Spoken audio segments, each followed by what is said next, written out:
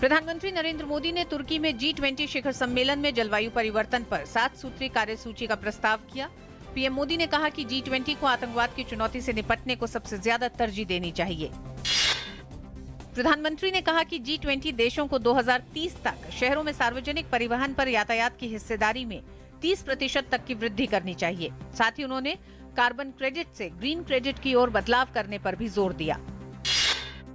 प्रधानमंत्री ने ब्रिक्स देशों की बैठक में सदस्य देशों से आतंकवाद के खिलाफ एकजुट होने का आह्वान किया। पेरिस में हुए बर्बर आतंकी हमले की कड़ी निंदा करते हुए प्रधानमंत्री ने कहा कि आतंकवाद के खिलाफ सभी देशों को एकजुट होने की जरूरत है। G20 शिखर सम्मेलन में प्रधानमंत्री नरेंद्र मोदी सहित दुनिया भर के तमाम नेताओं ने पेरिस में हुए हमले में मारे गए लोगों के प्रति संवेदना व्यक्त की और उनके सम्मान में 1 मिनट का मौन रखा। फ्रांस की पुलिस ने एक व्यक्ति की फोटो जारी की है जिसे पेरिस में शुक्रवार को हुए हमलों से संबंधित माना जा रहा है। 26 साल के इस व्यक्ति का नाम अब्दुसलाम सालाह है और ये उन 3 भाइयों में से एक है जिन्हें इस हमले से जुड़ा माना जा रहा है। इसके अलावा अभी तक ब्राजील से 7 लोगों को गिरफ्तार भी किया जा चुका है।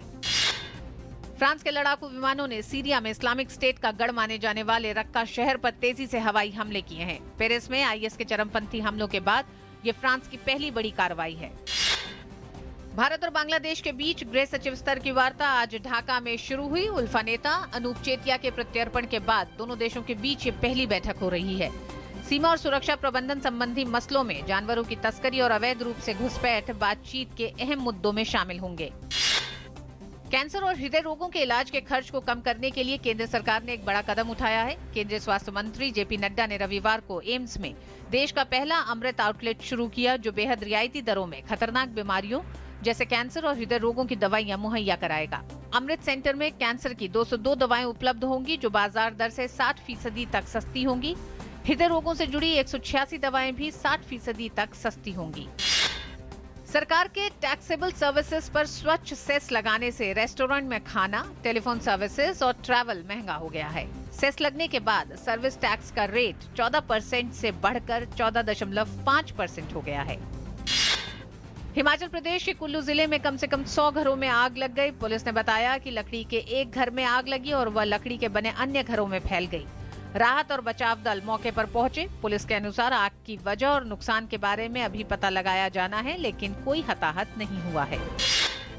तमिलनाडु के कई इलाकों में मूसलाधार बारिश जारी। बारिश के कारण हुई दुर्घटनाओं में 59 लोगों की मौत। राज्य के 17 जिलों के स्कूल और कॉलेजों को आज किया गया बंद। मौसम विभाग ने अगले 24 घंटों में जोरदार बारिश की जताई आशंका। भारत के रोहन बोपन्ना और रोमानिया के फ्लोरियन मर्जिया की जोड़ी ने लंदन में चल रहे एटीपी टूर फाइनल्स में जीत के साथ शुरुआत की है। बोपन्ना और मर्जिया की जोड़ी ने पहले ग्रुप मुकाबले में शीर्ष वरीयता प्राप्त बॉब और माइक ब्रायन की जोड़ी को सीधे सेट में 6-4, 6-3 से शिकस्त दी। भारत और दक्षिण अफ्रीका के बीच बेंगलुरु में खेले जा रहे दूसरे टेस्ट के तीसरे दिन का खेल बारिश के कारण रद्द कर दिया गया है। इससे पहले बारिश के कारण दूसरे दिन एक भी गेंद नहीं फेंकी जा सकी थी। अब तक मुकाबले में केवल पहले ही दिन खेल हो सका, जिसमें दक्षिण अफ्रीका की पहली पारी 214 रन पर सिमट गई थी, जबकि भारत ने बिना किसी नुकसान के 80 रन बना लिए थे। एशियाई बाजारों में भारी बिकवाली के बीच देश के शेयर बाजार कमजोरी के साथ खुले। पिछले सप्ताह फ्रांस में हुए आतंकी हमले और जापान से निराशाजनक आंकड़े मिलने के बीच इनमें कमजोरी का रुझान रहा। कमजोरी के इस माहौल में सेंसेक्स 25,600 के नीचे आ गया है तो निफ्टी 7,750 के नीचे फिसल गया।